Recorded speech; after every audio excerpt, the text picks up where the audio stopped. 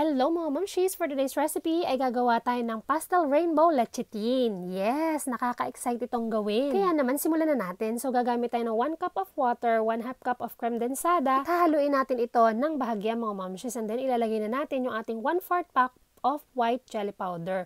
So, haluin lang ito hanggang sa matunaw yung ating jelly powder bago isalang sa apoy. And then, madali lang itong lutuin mga mamshis. So, sa mahinang apoy, basta ito ay kumulo na, okay na ito. Ayan. So, continue lang paghahalo para hindi siya magbuo-buo. Ayan. At ililipat na natin siya sa ating choice of container or pan. So, ang napili ko ay itong loaf pan. Ito kasi ang available sa aming kusina. Pero pwede kayong gumamit kahit na anong shape mga mamshis. So, ayan. Bali, inuna ko nga itong white kasi ito ang ating pinakang base. So, hinati ko lang ito sa dalawang pan para even yung kanyang magiging sukat mamaya. So, ayan mga mamshis, palalamigin lang natin ito and then proceed na tayo sa ating first color. Ayan, so ang ating first layer mga mamshis ay color violet. So, ayan, same lang ang sukat ng ating mga ingredients. Walang pagkakaiba. Ang pagkakaiba lang ay yung color ng ating jelly powder. So, ilalagay ko sa comment section or sa description box ang list of ingredients. So, ayan mga mamshis, same lang din ang way ng pagluluto. Ayan, so make sure na nag-set na din yung ating ilalim bago natin isalang yung panibagong jelly. So, ayan, paulit-ulit lang mga mamshis hanggang sa matapos tayo. Ang sunod naman ay itong color green. So, ganun lang din.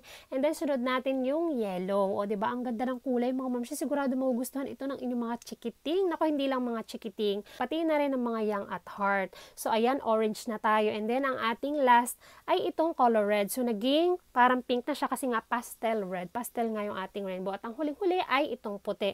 So, ito ay palalamigin lang natin ng mabuti, mga mamshis. And then, ilalagay natin sa chiller. So, ayan na nga. Nag-set na yung ating pastel rainbow lecithin. Ayan. So, atin na itong hiwain. At excited na ako dito. Sobrang ganda ng itsura mga mamshis. At sobrang sarap kasi tamang-tama lang yung kanyang tamis. Ayan. Nakikita nyo ba yung itsura mga mamshis? Ang ganda. Talagang rainbow na rainbow. So, pasensya na kayo kung walang indigo at saka walang blue, kayo na ang bahala kung gusto nyo panlagyan. Pero para sa akin, rainbow pa rin ito kasi makulay. So, ayan, hinati ko nga ito into cubes. So, ayan, dahil hindi na ako makapaghintay at excited na ako, takam na talaga ako. Syempre, tumikim na ako. At, naku mga mamshi, sinasabi ko nyo, napakasarap. Kaya, itry nyo na rin ito. Sigurado magugustuhan ng mga bata.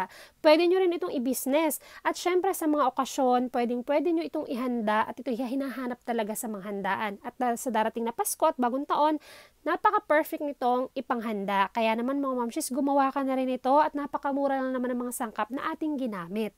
So ayan mga mamshis, kung gusto mo itong i-business or kung gusto mo mas marami ang gawin mo, doblehin mo na lang yung ating mga ingredients na ginamit. So ayan mga mamshis, at kumain pa nga ulit ako dahil ang sarap naman talaga. Ayan, at kung nagustuhan mo ating recipe, huwag kalimutang mag-follow mga mamshis. Thank you for watching!